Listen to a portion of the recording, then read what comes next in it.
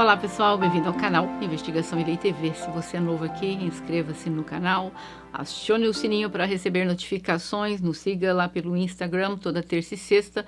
A gente posta lá os casos, às vezes o YouTube não informa, mas nós estamos toda terça e sexta aqui, basta entrar aqui no canal e dar uma olhadinha lá pelo Instagram. O caso de hoje, em primeiro lugar, eu tenho uma recomendação. O canal da Mi Sayoshi, Crimes pelo Mundo. A Mi mora no Japão, é uma brasileira, tem um canal sobre True Crime no YouTube. Para quem não conhece, o canal dela é maravilhoso, ela conta crimes do mundo todo também.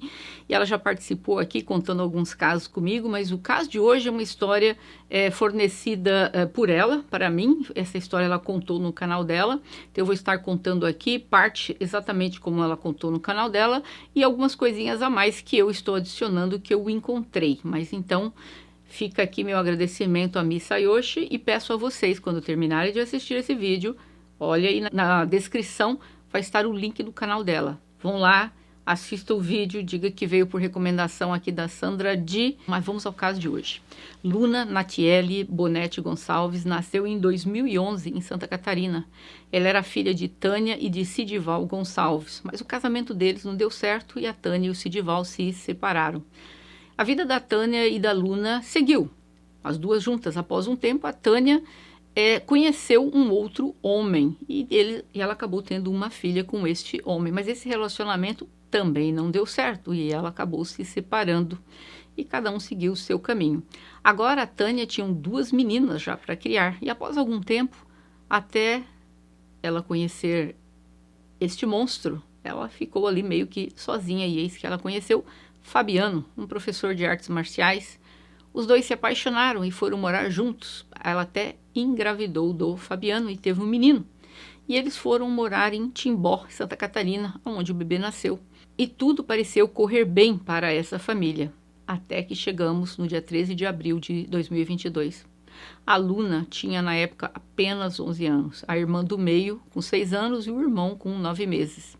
Era noite quando a Luna percebeu que o gato da família estava no telhado e não estava conseguindo descer. Ela viu que tinha uma escada encostada que dava para ela chegar até o telhado, e então a Luna subiu a escada para alcançar o gatinho, só que quando ela chegou no topo da escada, ela caiu e bateu bem forte a cabeça e as costas no chão.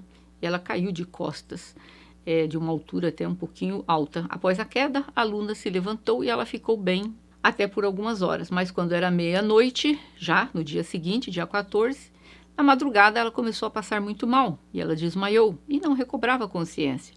O Fabiano foi o primeiro a encontrar a Luna desacordada. Ele gritou pela Tânia. Juntos os dois tentaram ali fazer alguma coisa para ver se ela se mexia, mas ela não estava consciente. Então eles ligaram para o socorro médico, que foi bem rápido para o local. Eles levaram a Luna para um hospital, mas a Luna já chegou ao hospital sem vida. E de acordo com a mãe e o padrasto, foi um trágico acidente. Mas nada disso aconteceu como eles falaram. O casal estava mentindo. Os médicos que atenderam a Luna perceberam que os machucados dela não eram compatíveis com uma queda de escada e eles ligaram imediatamente para a polícia. E teve um laudo médico que apontou diversas lesões internas no crânio, no rosto, no braço, pulmão, intestino. E assim que os policiais chegaram no local, a mãe e o padrasto acabaram sendo levados para a delegacia para prestarem depoimento. E lá os dois contaram a história, a mesma. A Luna subiu a escada para pegar o gato, caiu. Mas os policiais, eles sabiam que pelo estado do corpo da Luna era tudo mentira. Então eles foram até a casa do casal para dar uma olhada em tudo que tinha ali pela casa, como é que talvez isso poderia ter ocorrido. Então foi feita essa perícia na casa e eles encontraram marcas de sangue no quarto da Luna, num sofá, em uma toalha, em uma fronha e também em uma calça masculina. A mãe e o padrasto foram intimados a depor novamente. E após pouco tempo ali, o delegado conversando com a Tânia, a mãe da Luna, a Tânia acabou confessando o crime. E o padrasto o tempo todo em silêncio. A Tânia disse que ela foi garota de programa e não queria que a filha se desviasse os passos e seguisse os passos dela E ela descobriu então que a Luna tinha um namoradinho ali na escola e que a Luna teve relações com esse namoradinho. Segundo a Tânia, a filha saiu de casa supostamente para ir à padaria. Ela demorou muito para retornar e voltou sem o pão, o que teria despertado desconfianças na mãe, que entendeu que ela estava se relacionando com algum namoradinho, por isso a demora. Então, ela foi conversar com a Luna e ela teve um ataque de raiva e começou a espancar a filha com socos e chutes. Segundo a Tânia, ela não queria que as filhas seguissem o mesmo caminho que ela teve. Foi por isso que ela ficou tão brava e por isso que ela espancou a Luna com tanta fúria. A mãe e o padrasto da Luna já tinham proibido, segundo a mãe, ela e a irmã mais nova de irem à escola. As duas já estavam faltando na escola há um tempo. Há dias, porque a mãe não queria que a Luna ficasse no mesmo local que o namoradinho com que ela tinha tido relações. O laudo médico apontou que a Luna teve uma laceração na parte de baixo. Foi tão grave, tão violenta, que a parte de trás se encontrou com a parte da frente. E vocês podem imaginar o que ocorreu. Ela não tinha namoradinho nenhum. Era esse monstro dentro da casa dela. E essa outra que se diz mãe, que deveria ter nascido sem útero, que era conivente com tudo isso. E o delegado acabou prendendo preventivamente a Tânia e o padrasto. Ele levou 30 dias para ser preso. Ele conseguiu um mandado para verificar a casa do casal e ele também foi conversar na escola da Luna e verificar o que os professores, diretores, funcionários, coleguinhas tinham a dizer sobre a Luna e a irmã dela. E a primeira coisa que os policiais descobriram é que a Luna e a irmã não tinham ido à escola no mês de abril. Esse crime ocorreu no dia 13. Então, tinha pelo menos 15 dias que as meninas não iam à escola. Segundo a Secretaria de Estado da Educação, a escola onde a Luna estava matriculada, não havia comunicado ao Conselho Tutelar em 5 de abril sobre as faltas dela e da irmã, de acordo com uma nota dada à imprensa. O procedimento seguiu o critério do Programa de Combate à Evasão Escolar, que foi desenvolvido com parceria com o Ministério Público de Santa Catarina, que diz que toda escola deve comunicar com o Conselho Tutelar após a ausência, a falta de um aluno por 5 dias consecutivos ou 7 dias alternados. Então, gente, a escola fez o correto. Ela avisou o Conselho Tutelar. O delegado responsável pelo caso, André Beckman, ele colheu diversos depoimentos de alunos, professores e funcionários. E eles contaram ao delegado uma história de terror sobre a Luna e a irmã dela, desde o começo do ano letivo. A Luna e a irmã, elas iam para a escola com vários hematomas. E mesmo no calor, fazia muito calor naquela época, lá em janeiro, ela ia com roupa de moletom, roupa de manga longa, calça, para esconder os hematomas.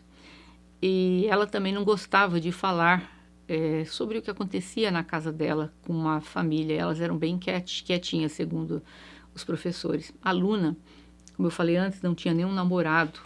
A história desse menino nunca existiu.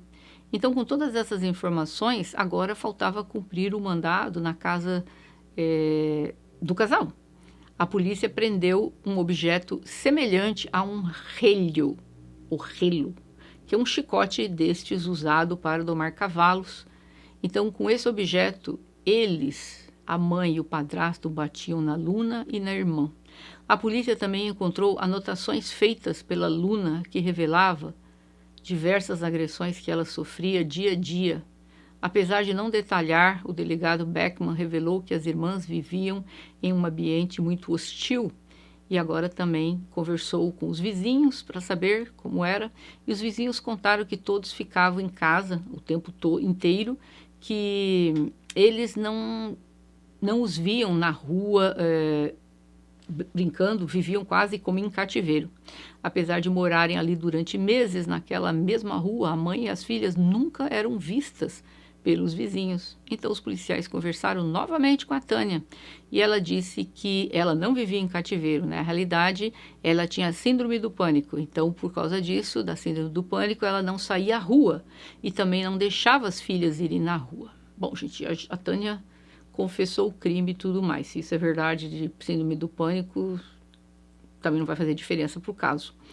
O estranho é que ela assumiu tudo, dizendo que ela fez tudo isso sozinha, que o tal do maridão dela lá, ele não tinha nada com isso. Só que depois ela mudou, né, que ele era apenas um observador, mas havia muitas contradições na versão da Tânia.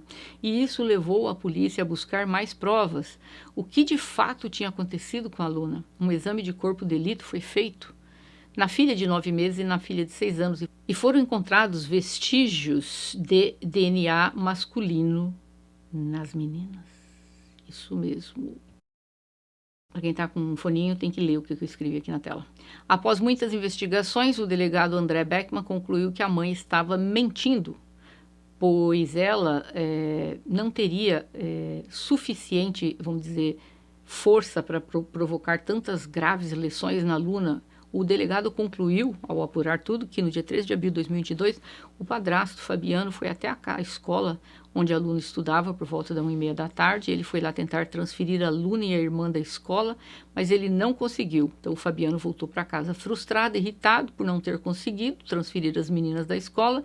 Então assim que chegou em casa, ele já começou a atacar a aluna com socos, chutes, com esse chicote de domar cavalo, deixando a aluna desacordada de tanto apanhar, e o padrasto, que era professor de artes marciais, saiu de casa por volta das 6h30 para dar aula. Normalmente, quando ele voltou para casa por volta das 9h, a aluna estava muito ferida, mas ela ainda estava acordada e consciente. E vendo a menina naquele estado, o padrasto começou novamente com as agressões físicas e bateu nela com tanta força que a aluna veio a perder a vida. O Fabiano e a Tânia apagaram as memórias dos celulares de ambos que eles estavam, limparam a cena do crime e começaram a bolar uma história do ponto de vista deles. Eles chamaram a polícia para socorrer a pequena Luna, e quando o corpo de bombeiro que chegou ali para o socorro, a Luna já estava sem vida, mas mesmo assim os socorristas a levaram para o hospital para tentar salvá-la de qualquer jeito. Os socorristas ficaram chocados com aquela cena.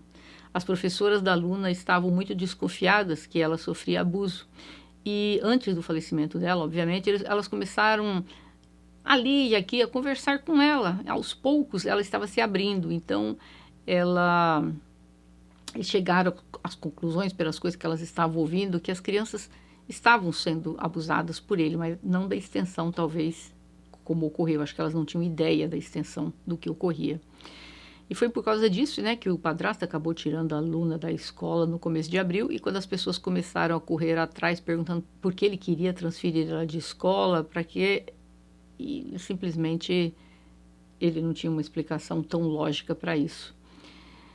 Mas tudo isso é porque o que estava acontecendo, ele não queria que descobrissem o que ele estava fazendo com a menina. Ele queria tirar da escola, levar para outro local, e não queria pessoas fazendo perguntas. A mãe da aluna dizia que ela tinha o namoradinho, como eu falei antes na história, né, que esse namoradinho já foi provado, que não existiu, foi para disfarçar. Ela sabia que os médicos iriam encontrar sinais de abuso, que a filha tinha sido violada, então ela criou a história do namoradinho. E por isso ela inventou tudo isso, os ataques que ela presenciou, inclusive o último ataque do Fabiano. Ela não fez absolutamente nada para salvar a vida dela. Ela o ajudou até a limpar a cena. Ela ajudou a esconder todo o conteúdo ali e assumiu o crime sozinha no lugar dele. De acordo com a polícia militar, o Fabiano tem várias passagens pela polícia por crimes de violência doméstica, danos lesais corporais, estelionatos. Ele trabalhava como professor de jiu-jitsu, como eu falei antes, e foi com esse salário que ele sustentava a família, a Tânia, as 2 filhas e o filho dele de 9 meses. Todas as pessoas diziam que o Fabiano, no começo, ele era muito bom, um príncipe, mas que depois tornou-se um cara super agressivo, virou o sapo. O casal está preso. Eles agora estão aguardando o julgamento e eles responderão por tortura, cárcere privado, alteração da cena do crime. Obviamente, eles souberam, né, que a Tânia assumiu tudo sozinha, mas que o cara tem participação em tudo isso. Eu vou estar também aqui acompanhando de perto o caso para poder trazer para vocês o julgamento, sentença desse. A irmã de 6 anos da aluna foi morar com o pai biológico dela. O bebê de apenas 9 meses foi entregue ao conselho tutelar. Eu não consigo entender como uma mãe permite uma coisa dessa? A violência física já é algo terrível, que o papel dela como mãe era fazer a proteção da filha. Agora, esse outro tipo de violência, que eu vou estar escrevendo aqui na tela, quem tiver de foninho tem que ler, a violência física é horrível, mas esse tipo não tem explicação. Você saber que a sua filha está sendo submetida a isso e você não faz nada, e quando o cara tira a vida da sua filha, você ainda vai lá e ajuda a limpar. Eu não consigo entender, gente. Que maternidade é essa? Que instinto materno tem essa mulher? Não tem nada, tem zero. Por isso que eu falo sempre e repito, não canso desse canal, tem mulher que deveria ter nascido sem útero, e essa é uma delas. E sempre falo e repito, o inferno tem que ser maior que os céus 1000 vezes para caber todo esse povo aqui, dessas coisas que a gente fica contando, porque não tem cabimento. Para onde que essas pessoas irão? Eu tenho certeza que não é para o mesmo lugar para onde eu vou passar minha eternidade, isso eu tenho certeza absoluta. Agora eu pergunto a vocês, como alguém chega a esse ponto? Eu não estou advogando aqui que eles sofram nada dentro da prisão, tá? Deixando bem claro aqui. Mas, caso ocorra, eu não choraria nem uma lágrima por nenhum dos dois. Por nenhum dos dois. O que eles fizeram não tem castigo que pague. Infelizmente, a Luna foi submetida a isso e veio perder a vida. Não pôde se formar, não pôde ter o primeiro namoradinho, não pôde entrar numa universidade, não pôde casar, ter filhos. Tudo isso foi privado por quem tinha a obrigação legal e moral de protegê-la. E por isso eu digo, gente, as penas do Brasil são muito feias. Ele vai pegar uns 30, 40, ela não vai pegar 30, 40, apesar que ela estava lá vendo tudo, ela não vai pegar tudo isso, vai pegar uns 25 por aí. É pouco, gente, é pouco. Esse povo tem 30 e poucos anos de idade, sai da prisão com 50 e tanto. Tem tempo ainda para fazer muita maldade no mundo. Precisamos mudar as leis no Brasil. Eu sei que já foi mudado um pouquinho, mas esse pouco ainda é tão pouco. Nós temos que aprender com países de primeiro mundo, colocarmos penas. Aqui nos Estados Unidos, uma pessoa de 13, 14, 15 anos pega prisão perpétua. Não pode pegar a pena capital, mas pega a prisão perpétua. Por ser menor de 18, tem direito à liberdade condicional, às vezes após 40 anos de prisão. Isso quando são menores de idade. Agora, maior de idade, prisão perpétua sem chance alguma de liberdade. E nós não temos essa palhaçada que tem no Brasil, essas saidinhas, é Natal, Dia das Mães, Dia dos Pais. Gente, que país no mundo tem essa baixaria dessa lei? Tudo bem que a nossa lei do Brasil, ela é até um pouco mais efetiva do que alguns países da Europa. Vou ser bem claro, França, Espanha, Itália, Portugal, tem penas horrorosas, que a do Brasil eu acho que ainda sai um pouquinho melhor. Mas, mesmo assim, as penas são muito feias. E esses legisladores, nós os colocamos lá, as pessoas que votam, colocam essas pessoas lá. Nós precisamos mudar, acordar o Brasil para que as penas se endureçam, para que criem mais presídios e parem com essa palhaçada de cumprir um pouco da pena e depois sair. Tem que ser mantido até o final da pena. E se tiver liberdade condicional, tem que ser após 40, 50 anos para a pessoa sair dali velho que não consegue nem pegar uma arma na mão. Quanto mais praticar um ato cruel, desumano, como esse monstro e essa monstra fizeram. É o caso de hoje. Eu gostaria de ouvir de vocês, se vocês conheciam esse caso.